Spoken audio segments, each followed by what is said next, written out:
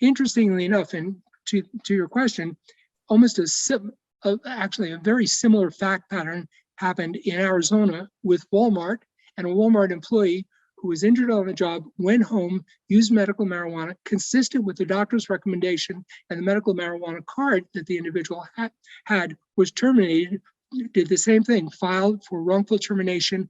And in Arizona, this almost identical fact pattern, the court reversed the termination.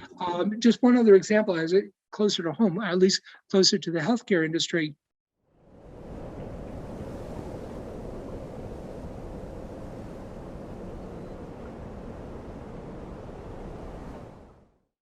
Hey everybody, John Malanka, United Patient Group. Be informed and be well, and I hope this finds you well. Today, I'm here with Alan Horowitz. He's an attorney at law with Arnall Golden Gregory. How are you doing, Alan?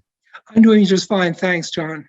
Thanks for having me. I know your offices are throughout the country, East Coast, middle of the country and East Coast, but you're located in beautiful Colorado. So I am. So kind of the heart of like California when it comes to medical cannabis. And so let's just get right into it. I mean, you work with a lot of senior living facilities, nursing facilities, hospice. Not only are you attorney of 33 years? 32 years, correct. 32 years, but also a registered nurse out of Pennsylvania. So you've kind of covered the gamut, and you can talk the talk and speak the language that nursing facilities go through on a regular basis. So let's just start off here. Currently, we're here in the United States, currently how many states are legal today for medical cannabis of some sort? Yeah, that's an excellent question. So as we speak, there are 37 states that have legalized medical marijuana. There are 18 states that allow recreational marijuana. My practice and my focus has been on the medical marijuana end of things. And that's typically the questions that I get are typically from, as you referenced, nursing homes or hospices. Yeah. And I'm sorry, go on. No, nursing home and hospice. And the thing that we see on a regular basis, and I'm certain you do as well, is that the confusion is not all states are the same, not only for patients, for qualified conditions, but most certainly for nursing homes. And can you touch up on that? Sure. What people are running into on a regular basis? Yeah, the most typical question that I receive from the owners and operators of a skilled nursing facility, and by the way, there are roughly 1.5 million skilled nursing facilities in the Medicare program. I'm sorry, 15,000, about 1.5 million residents in those nursing homes. And to the extent that the overwhelming majority of them, if not almost all of them, are Medicare providers, when a healthcare provider, such as a skilled nursing facility, agrees to be in the Medicare program, they agree to abide by all federal laws. Now, the problem for nursing homes, or one of the problems related to medical cannabis, is that even if they're in strict compliance with state law, with those 37 states that have legalized medical marijuana, they're violating federal law because under the federal paradigm, marijuana is still considered a Schedule I substance under the Controlled Substance Act of 1971, which I'll just editorialize. I think that's a bit ridiculous. Yeah. For folks that may or may not know, Schedule I drugs are LSD, methamphetamine, heroin, and to lump marijuana or cannabis in with heroin and LSD, there's no scientific basis for that. With basically a Schedule I is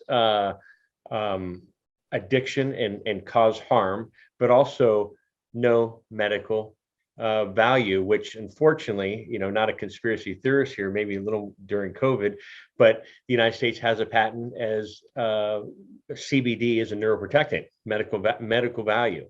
Right. And so it's confusing. It's confusing for a lot of patients, it's confusing for a lot of doctors and nurses, and I'm certain for these facilities as well. So since you mentioned Medicare and you specialize a lot in Medicare, and with the funding that the federal government gives to facilities like this that have Medicare, cannabis being an illegal substance, not federally legal, but legal at the state level, do they need to worry about losing these grants or funds or their jobs? Yeah, that's an excellent question. Actually, the legal ramifications go further than losing their job or a grant.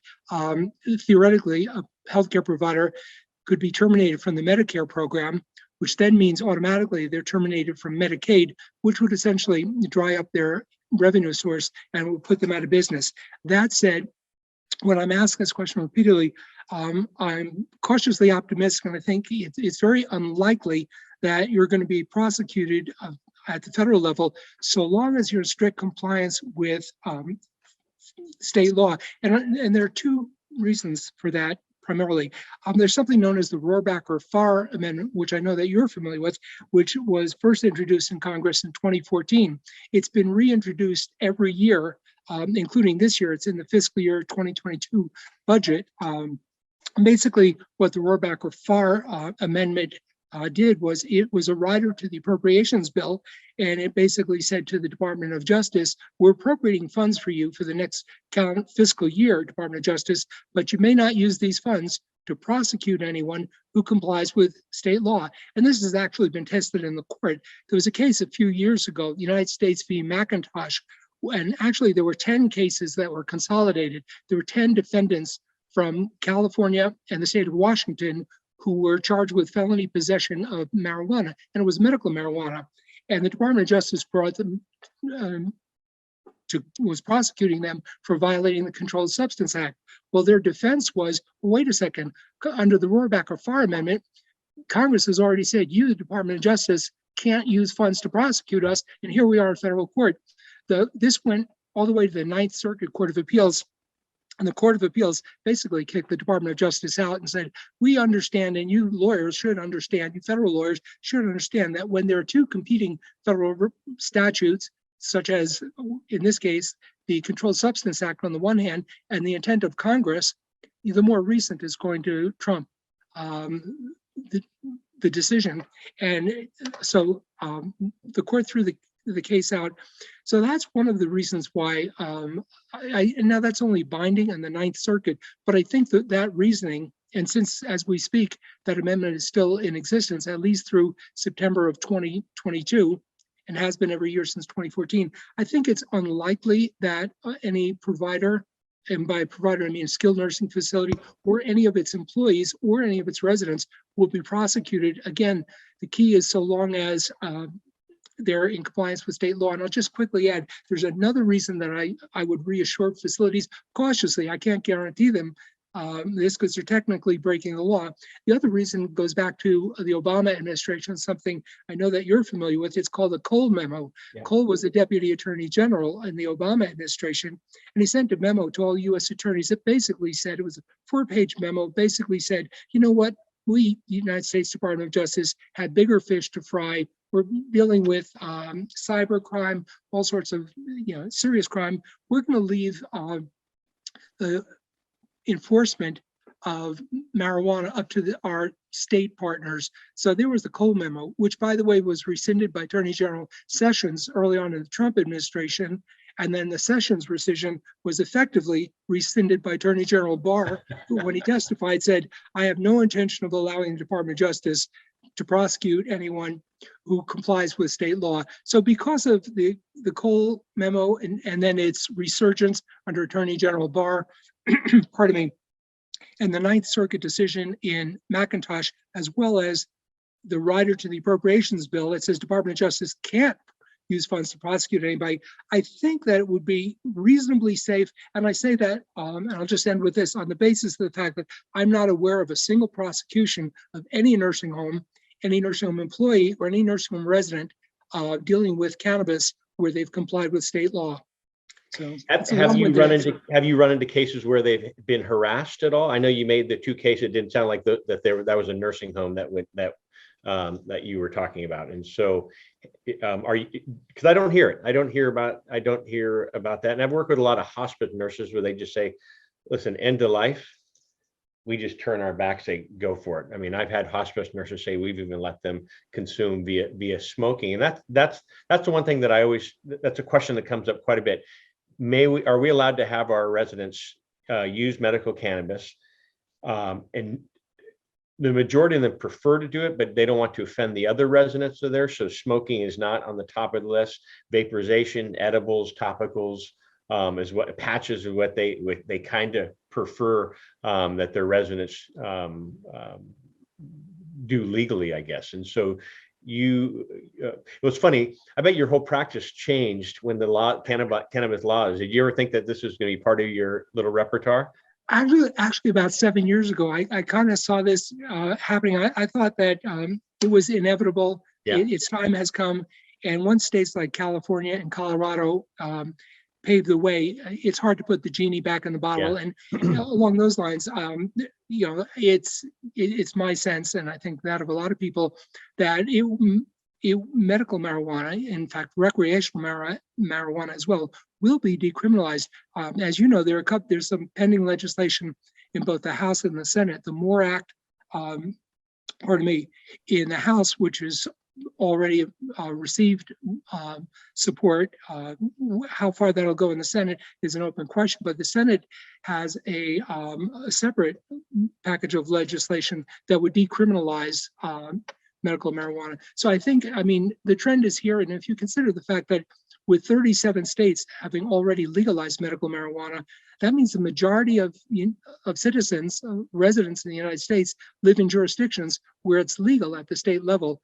I'm quite sure the rest will follow suit. Yeah, it's funny you say the rest will follow, and you saying California and Colorado years ago. I want to say 2012, maybe. I received a call from a gentleman. He was a medical doctor from the Department of Health of the state of New Jersey, and he called one day and he said, "Okay, I've been put on this. I'm kind of the black sheep of this department, and so they put me onto this job. I guess I need to talk with someone who knows California law about medical cannabis." And I said, "Well, I could share some things." He goes, I don't really need the law portion, but we need to see what's working there and what's not working there. Can you share so I can take it back to our state and see if we can improve that here in the state of New Jersey? I said, "Of course." So we did that. And about a year later, he called me again. "Do you remember me?" I said, "Of course I remember you." He goes, "They have me back at it again." I go, "What?" He goes, "Colorado law now is recreational. What do you see the good and the bad and the ugly with that?" And I can bring back to the state of New Jersey. And so each state is different. Each state law is different. And so is it legal here in California? Is it the same thing? There are some states that didn't approve cannabis qualification for cancer patients. Pennsylvania just approved pain as a qualified condition a couple of years ago or a year ago. And so it's tough when you're working with patients and it's like, "Doc, I have this. I'm sorry, but that's not a qualified condition." It's like, what do I have to do? Work with a lot of Utah patients. Epilepsy was legal. Cannabis was not cancer was not a legal qualification. And so, they automatically become, cannabis refugees, or you send mom and dad to another retirement community or another nursing facility in a different state so they can have access. This comes up quite a bit. A patient, they're used to having this medicine. It is medicine. And then going into a facility and say, "Sorry, Mr. Jones, you're not allowed to bring this in here." It's like, wait a minute, this is what's been keeping me alive, and sure. So, and I know for our audience, and I know you with Alan, I'll just throw a disclaimer, Alan's not giving legal or medical advice for now. If you do need legal advice, I'm certain his firm would love to speak with you. We and would if you love need to. medical advice, find a medical professional that really can help you with this as well. And so there's your disclaimer. That's the lawyer side of me. I had to. Well, thank you. I appreciate that. If I could just add a thought to what you just said about essentially a patchwork of state laws. One of the other concerns that I see, or my clients around the country see, is that the laws are so different from state to state. So some states allow smoking, other states do not.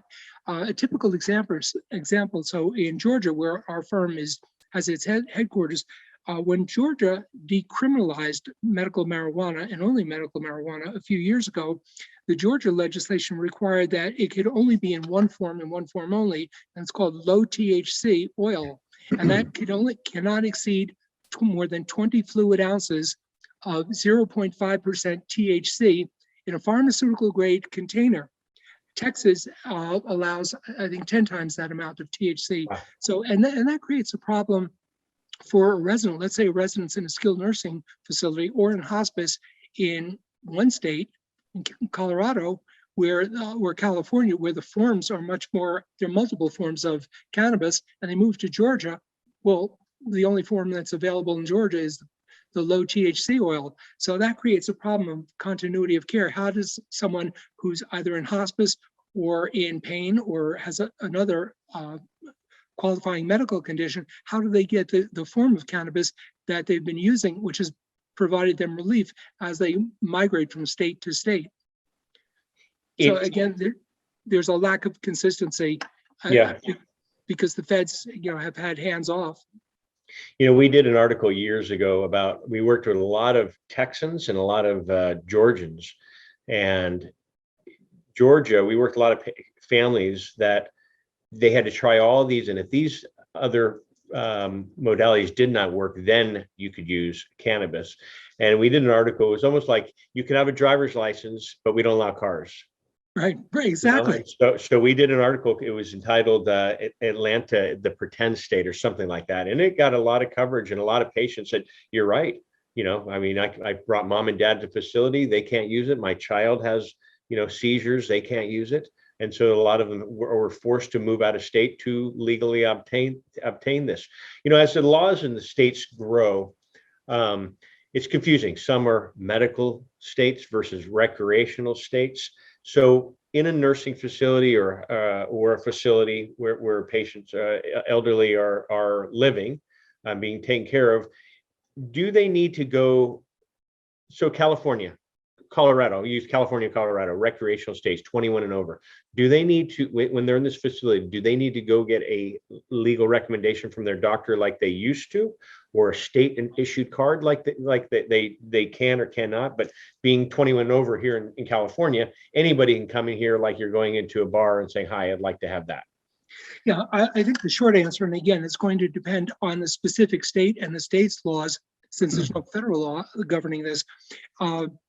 And my understanding is that most states, for recreational marijuana, one doesn't need to possess a card, because obviously it's recreational. So the prerequisite of a qualifying medical condition is not there. So again, there's no requirement that I know. On the other hand, what I've seen with many nursing facilities around the country, where somebody wanted to use recreational marijuana and the facility said no, they could do that, because they could even say no if somebody wanted to use medical marijuana, because the facility could say, we can't violate federal law. And actually, there are probably still, my guess is, based on my empirical interaction, the majority of nursing facilities do not allow medical marijuana at this point. I think that's slowly starting to change as their comfort level increases. We're seeing it out here where it's definitely increasing. Let me ask you the question. You also work with employment law. And a lot of companies, especially ones that are getting grants and like Medicare, they do drug tests. So what happens to employ a nurse, a caregiver that's helping a patient with their medicine, if they're smoking it or vaping it, and now it's in their system? Have you run into that? I'm certain there are cases out there like that. I haven't run into that, but that's an excellent question. I have run into the situation, and I'm aware of cases where an employee has tested positive for cannabis and been fired. And the problem with that is that there's no consistent approach by the states. And I'll give you just a couple of quick examples. So in Michigan, a couple of years ago, the case was Cassius, Cassias. And Cassius worked at a Walmart in Michigan, had worked there for a number of years, was pushing a cart, twisted a knee or an ankle, went home, came in the next day and had a limp. Because he was limping the next day, consistent with Walmart's policy, he had to go to the emergency room. Cassius did have a card, a medical marijuana card, consistent with Michigan's Medical Marijuana Act. It was recommended by his physician. He had a sinus problem and an inoperable brain tumor. Pretty serious stuff. And his oncologist had recommended medical marijuana, which he took when he went home. It never interfered with his work performance. Anyway, when the emergency room drug testing revealed the presence of cannabis, he was terminated from Walmart. He sued for wrongful termination, and that case actually was moved to federal court. It was the federal court in the Sixth Circuit, and the federal court upheld the termination.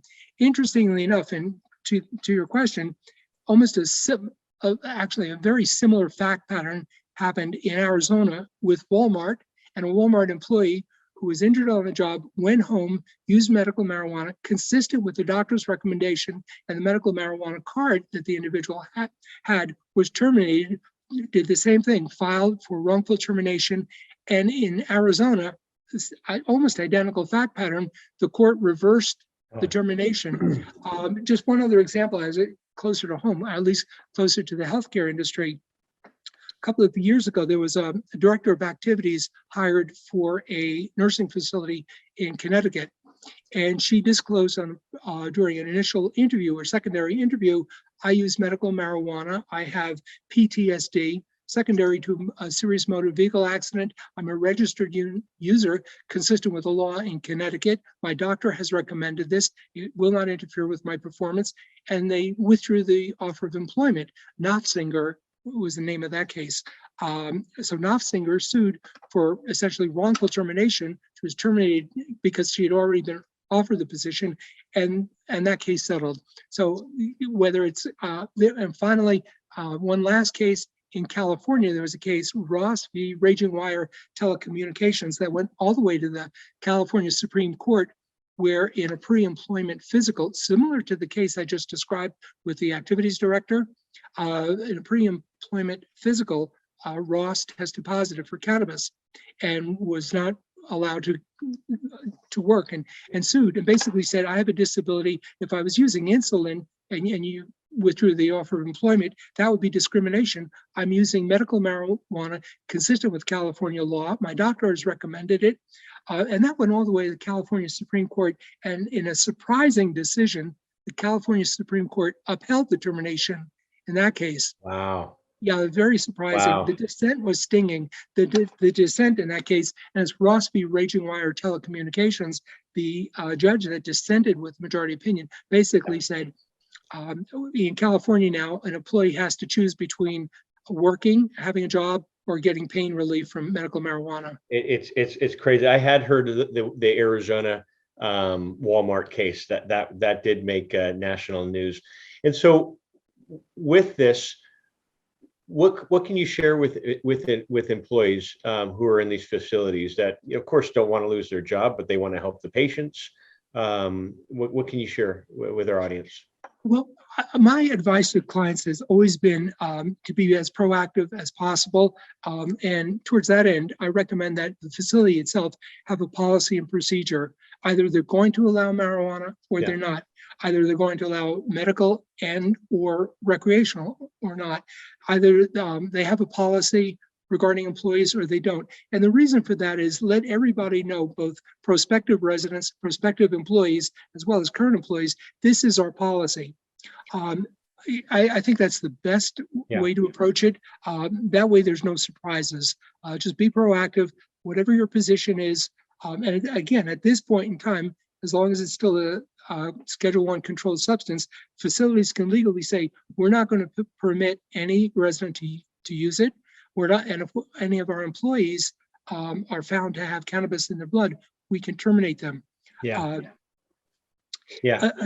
I think that being proactive and just having a policy and procedure, disseminating that, educating your staff, and letting all, I will even go so far as recommending nursing facilities post their policies and procedures on a web. There shouldn't be any secrets. I believe in transparency. Let people know. So if you're thinking about placing a loved one in a nursing home and your loved one is getting relief from medical marijuana, you want to know, I think, ahead of time, whether or not the facility is going to permit that. Likewise, if you're a nurse, nurse aide, therapist, if you're thinking about working in a particular facility and you are a medical marijuana user, then I think you want to know ahead of time before you accept the position, does this facility allow it? Or if I use it on my own time and it doesn't interfere with my performance, will I get, or could I get terminated? So again, being proactive, I think, is the best way to go. Proactive, and I think hospitals are starting doing that because you're starting to see these on the intake forms as well. You know, Right. it's a new checkbox about medical cannabis. You know, with the laws changing day to day and state to state, would you recommend these facilities to reach out to your law firm or a law firm in their local area just to ask? I mean, it just seems like to cover their behinds. Sure. Now, thank you for that question. I don't want to sound self-serving. I'll just say we do a fair amount of legal representation for growers, distributors, people throughout the spectrum involved with cannabis. And we have a national practice. Our firm is involved with legal issues, clients in all 50 states. So the only caveat that I would advise folks about is whoever you choose to legally represent you, whatever law firm or attorney, he or she or the firm should have substantial experience in the area. This is not an area for general, in my estimation, for a general practitioner who maybe does some real estate closings, maybe some wills, maybe some divorces. You really want somebody, whether it's on the real estate and then, such as, owning the crops or transactions, or any other aspect along the distribution chain, you'd be best having an attorney or firm that has deep experience in that particular area. And there's no shortage of law firms throughout the country that have that degree of expertise. Yeah, it's funny. I always say that, including ours. Including yours. And so I'll throw another plug there in there shortly here before we get off. But I see that I talk about that with the medical professionals as cannabis laws, I said, are improving. As you said, 37 states are legalizing in some form. The education for doctors is not keeping up with the laws. And so I have a lot of patients of all ages, a lot of seniors actually will say, okay, John, I went to my doctor and he or she said I can use cannabis. What do I do now? I just think that's doing a disjustice. If you're going to recommend medical cannabis to your patient, make sure he or she knows that it's not a one size fits all. And I'm certain the same thing with law. It's not a one size fits all. Speak to someone who specializes, and I'm glad you said that, someone who specializes in cannabis law. And I know your firm does that as well. As the stigma is dropping with cannabis, I mean, when we started this, my wife and I started this United Patient Group back in 2010, 2011, it was still hush hush. No one really wanted to hear it. You had to like whisper, what kind of line do you work? Medical cannabis. And we'd go to medical conferences and have our booth. We'd go to pharmacy conferences, have our exhibit booth, and people would walk by. I'm not looking. And then the following year, people would start talking about it. Shoot, I go to church with my mom and her girlfriends are coming up. Okay, I'm doing this. I'm sleeping better. I'm rubbing the topical. I'm not in pain. I'm able to walk. So the stigma is dropping. And then we're seeing all these different, CBD. So cannabis has about 140 different cannabinoids. THC, which many are familiar with, is a psychoactive cannabinoid, is what people relate that to. CBD, the non-psychoactive, which you're seeing everywhere from gas stations, grocery stores, all over the pharmacies, CVS, Walgreens, Duane Reade, wherever you're located throughout the country. There's so many to choose from, but the stigma is starting to drop or being lowered. The walls being lowered. And where do you see the future of cannabis? Well, I definitely think it's going to be decriminalized. I think its days of residing as a Schedule I controlled substance are numbered. And I think that some of the states. Do you think it should be? Sorry to interrupt you. Do you think it should still be changed to another schedule, or not scheduled at all, like some other plant medicine supplements? I'm leaning towards not scheduled at all. I'm aware of legislation. I think it's called the 1 to 3 Act, where that proposed legislation would declassify marijuana as Schedule I and put it in Schedule 3.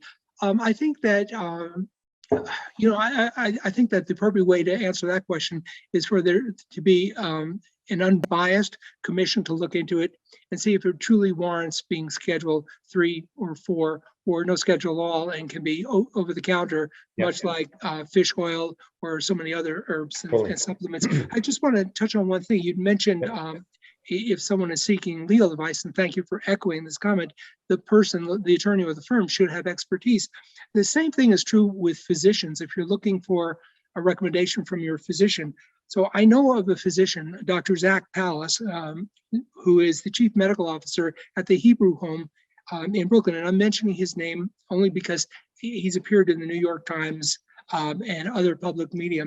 And Zach and I've done presentations on medical marijuana. And I once asked Zach, well, consistent with New York law, when you're recommending medical marijuana for your residents in a nursing home or the docs that you supervise, what are the guidelines? And Zach was elegant in his simplicity. He said, well, there's an old adage in medicine, start low and go slow. I will start with 10 milligrams and work my way up. So again, and a lot of physicians might not know, or might not have experience in that approach.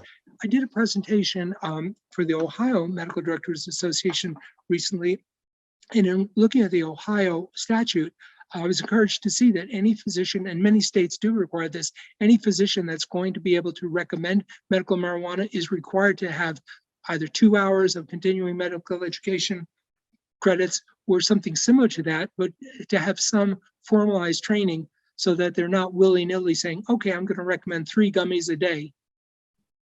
So well, I think again, you mentioned that, and that's another topic, because I think it's again not truly helping the patient, because a lot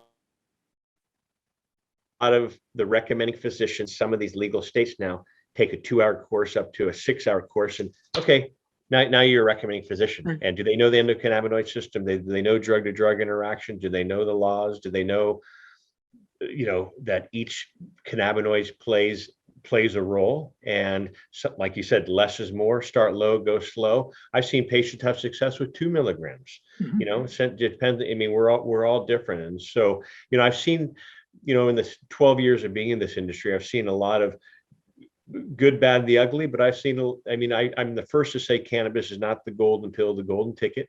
I've seen it work. I've seen it not work. I've seen it, but change people's lives, for the better. How we started, my father-in-law was diagnosed with cancer. He was given 2 weeks to live. We asked about medical cannabis for appetite stimulation, nothing else. We didn't know anything about the medical benefits. And he just passed May 2021 of old age. He was diagnosed in 2011.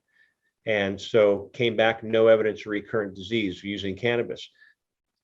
That led us on this journey of education. My wife, who I called Mary Poppins, didn't drink, didn't smoke, worked out, did everything you're supposed to do, passed a pancreatic cancer, and so to me, hitting a grand slam out of the park with my father-in-law was, oh my God, this is an incredible plant. And that was success to me, saving a life. Others' success definition is, I'm off my meds. I'm sleeping better. I'm not in pain. I'm able to walk down the street. My spouse passed and I'm in this nursing facility or living facility, and I'm able to get back into the community and be around people again, because it's helped me getting out of my depression, helped me getting out of my anxiety, helped me get out of my internal body pain, which, I went through with the pain of losing my wife. And so, so I've seen a lot of benefits that this plant offers. And again, it's not for everyone. And again, I just hope that this is your body, and for the facilities and the patients that are listening, this is your body, your life. It's not illegal to ask questions.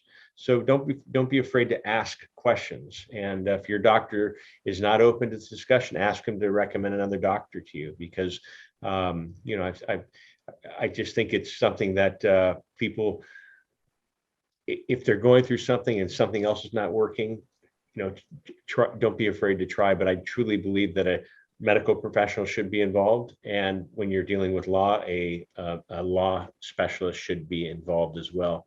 But I know you're down there at Arnall Golden and Gregory, so I was going to give that one more plug for our listeners, and I'll put all your information on there as well. But do you have any closing words for our audience? I really appreciate you coming on. Yeah, sure. Thanks very much, and thank you for this opportunity, John. Yeah. I truly appreciate it. I just want to share a study that was published in a medical journal called Health Affairs a few years ago. And the researchers looked at Part D claims, which are the Medicare prescription claims.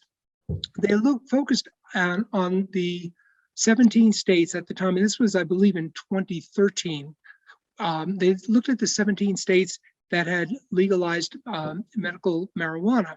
They found that in those states, the Medicare Trust Fund saved in 1 year alone $162.5 million. They dug down deeper and because they were curious, how come those states are paying less? What they found was a precipitous drop in OxyContin, hydrocodone, oxycodone, and to the extent, and I've heard empirically from chief medical officers, folks like Dr. Zachary Pallas at the Hebrew Home in New York, and other chief medical officers and medical directors of nursing homes, that they've been able to wean their patients, their residents, off of narcotics and replace them with medical marijuana. And to my knowledge, nobody's died from an overdose of cannabis. It's a lot safer. And that seems like a win-win situation to me. I mean, you now have people using medical marijuana as opposed to opioids for their pain management. They're less likely to overdose and die, less likely to become hopelessly addicted. So I think that there's some very, and that's just in one area, that's just in pain relief alone. Obviously, there are no less than 16 different qualifying conditions that medical marijuana seems to alleviate. So I think that it's at least worth looking into. It's a serious discussion that somebody who has a serious condition, one of the qualifying conditions, they should have that discussion with their physician, assuming, and if their physician has no experience in that area, I think it would be appropriate to ask a physician, can you recommend that someone that I can talk to who can give me advice and guidance in terms of what might be helpful? Yeah. And by the way, I think you're doing a great service. I appreciate it. I like how, because I always use the win-win example. You know, it is a win-win. Let me ask you this before we get out of here. Will insurance ever be covered? Because this is a topic I get on a regular basis from seniors. Does my insurance cover this? Will it cover this? That'll be up to it's an excellent question, and one that is increasingly being asked. Obviously, that's up to each individual insurer. At this point, Medicare does not pay for it, and Medicaid does not. Whether they will in the future, I can see that happening. So, for example, if in a couple of years from now, when you and I are having this conversation, and there's no federal prohibition, if a resident in a nursing home or a patient at home has been weaned off of Percocet, which Medicare was paying for, and it's being replaced with medical grade cannabis, why wouldn't the government pay for it? Actually, the government could theoretically even be saving money, but it would be better for the patient. So I would think that the Centers for Medicare and Medicaid Services, which is a federal agency that oversees Medicare, would want to have an interest in patients not overdosing and not becoming addicting, and would encourage patients to use medical marijuana rather than dangerous opioids. So it's a long-winded answer. It's up to each insurer. I think the private insurers will probably wait and see what Medicare does. And I think that there's going to be a lot of pressure on Medicare, certainly within a 3 to 5 year window. You made that comment about money. It is, the government will save money, but the pharmaceutical companies will lose a lot of money. So, but anyway, Alan, I appreciate you coming on and sharing your expertise and background and story with myself and my audience as well. And I appreciate your time, and we'll see you again. I look forward to it. Thanks for the opportunity, John. Everyone, John Malanka and Alan Horowitz we're here with United Patient Group. Be informed and be well, and wishing you all a blessed day. Have a great day, everyone. Bye-bye. Bye. Bye now. Hi, John Malanka here with United Patients Group. I hope you've enjoyed our videos. Please click like as well as subscribe to our channel here on YouTube. Also, follow us on Twitter at UPatientsGroup and on Facebook at United Patients Group, as well as for our podcasts. Please click the link in the description below. We'll see you there. Bye-bye.